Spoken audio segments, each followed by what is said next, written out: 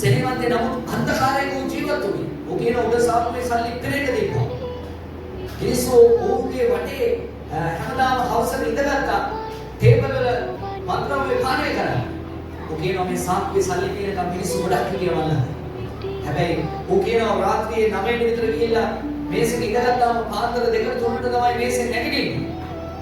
සෙනෙවන්තේ ඒ වෙනකම් කනවා බොනවා විනෝද වෙනවා. අවසානයේ ඔහුගේ සිරෝසිස් හැදිලා ලේවරට ඇල්කොහොල් ඇතුල් වෙලා ඔහු වැටෙන්න පටන් ගද්දී අර එක මේසෙ දීපු යාළුවෝ කවුරුත් ඔහුට හිතේ නැහැ කියලා. ඔහුගේ ගෙදර ඔහුගේ බිරිඳ ඔහු අතහැරියා. ඔහුගේ දරුවෝ අතහැරියා. ඔහුගේ බිරිඳ දොර වැහුවා ආයේ මේ ගෙදරට එන්න එපා. ඒ ගිහලා පොලිසියට කිව්වා මේ මිනිස්සයව මට නැවත එපා. මට කරන ලොකුම උදව්ව තමයි මේ මිනිස්සයා මේ ගෙදර පස්පාගන එක නතර කරලා දෙන්න. පොලිසිය ඔහුට අවවාද කරා මේ ගෙදරට ආයන්න. පොලිසිය කිව්වා අපිට දික්කසාර කරන්න බෑ ඔබ. නමුත් මේ ගෙදරට යන්න බෑ ඔබ. මේ ගෙදරට ගියාම බීලා ගියාම පිළිදෙල ප්‍රශ්නයක් දරුවන්ට ප්‍රශ්නයක්. ඒ සමේ ගෙදරට යන එක තානම යන්න තැනක් නැහැ. ඔව් උගන්නොත් එක්ක කාඩ්බෝඩ් කැලේ නිගිය ගත්තා කියලා කියන පාලම් යට සීනු කූඩු යට එක ස්ථාන ඕ කියන ජීවිතේ එපා වුණා. ඔව් තීරණය කරා බීලම ජීවිතේ නැති කරගන්න. බීලා වැඩි කරලා ජීවිතේ නැති කරගන්න ඕනේ.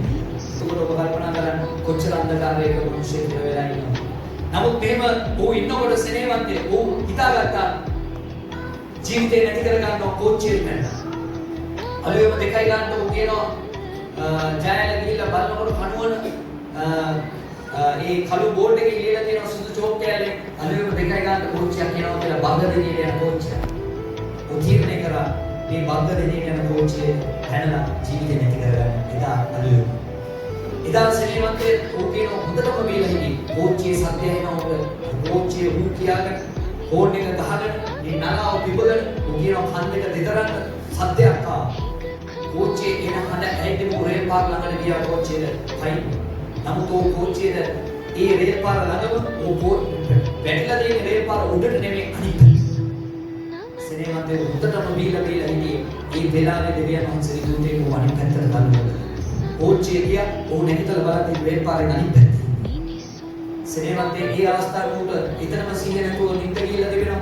කණ්ඩායමක් ඔහු අරගෙන ගිහලා රාග මිස්ත්‍රි දාලා තියෙනවා. බඩ ඉදිමිලා, ඇස් ඉදිමිලා, මුණ ඉදිමිලා කිසිම කෙනෙක් ඔහු කියනවා මම බලන්නේ නැහැ.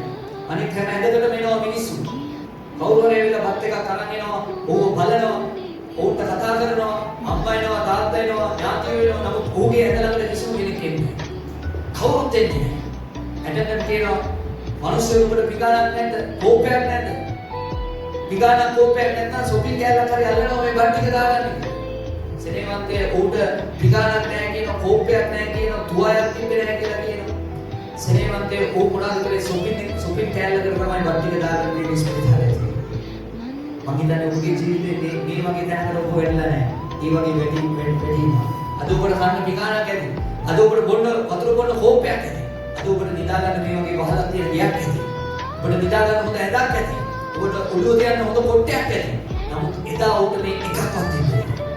ජීවිතේ අන්ධකාර වෙලා හිටියේ. හලෙලූයා. සෙනෙවන්තේ අද ඔබ ළඟ බිරිඳ ඇති. අද ඔබ ළඟ ස්වාමි පුරුෂය ඇති. එදා ඔහු ළඟ කිසිම කෙනෙක් ඔහු කියන මේ අහසත් පොළොවත් අතරේ තනි වුණා ජීවිතේ. ඒ තනිකම ඔහුට දරා ගන්න බැරි වුණා. කිසිම කෙනෙක් පිළිගන්නේ නැහැ. කිසිම කෙනෙක් ඔහු බාරගන්නේ නැහැ. කිසිම කෙනෙක් උට ලං වෙලා කතා කරන්නේ නැහැ. මෙහෙම රාගම ප්‍රේමවල ඉන්නේ එක පාස්ටර් කෙනෙක් ආව සුදු ඇතුමක් ඇඳගෙන මොනවා. ඒ පාස්ටර් ඇවිල්ලා තියෙන වෙන කෙනෙක්ව බලලා යන්නේ. නමුත් ඔහු ඇඳේ ඉදී ඒ පාස්ටර් ඌළඟට ගිහිල්ලා කතා කරලා තිබුණා. දෙවියන් වහන්සේ උඩ ප්‍රේම කරනවා. ජේසුස් වහන්සේ මරුණේ ඔබේ පව් නිසා. ජේසුස් වහන්සේ නැවත නැගිට්ටේ ඔබට අලුත් ජීවිතයක් දෙන්න. හලෙලූයා.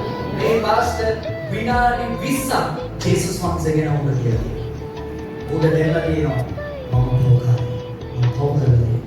මේ පාස්ටර් කියලා දෙනවා මම ඔබට අත තියලා යාඥාවක් කරන්න ඕනේ. ඔව් කියලා දෙනවා මට අත තියලා යාඥා කරන්න. ඒ ඇඳේ ඉන්න ඔබ අත තියලා යාඥා කරා. පවුවෙන් තවගේ ටිකට් කැපුවා. ඔව් කියා ඒ පාස්ටර් ඔබ අතරින් පල්ලියට. හලෙලූයා. ඒ පල්ලියට ගිහලා ඔව් ක්‍රිස්තුස් වහන්සේව අදහ ගන්න පටන් ගත්තා. සෙනෙවන්තේ අද දෙවියන් වහන්සේ ඔව්ව කාඩ්බෝඩ් කැල්ලෙන් ගලවලා හිගන්නගේ ජීවිතෙන් ගලවලා කුණු බක්කෙන් ගලවලා තනිකමෙන් ගලවලා සිනොප්සිස් වලින් ගලවලා අද ඕ දෙවියන් වහන්සේ බලවත් මිනිස්සු බවට පත් වෙනවා. හalleluya. මේ දේවල් වෙනස් වෙන්නේ කොහොමද? යේසුස් වහන්සේගේ නැවත නැගිටීම සියල්ල වෙනස් කරනවා. හalleluya. යේසුස් වහන්සේගේ නැවත නැගිටීම ඔබේ ජීවිතේ හැම අංශයක්ම වෙනස් කරනවා. යේසුස්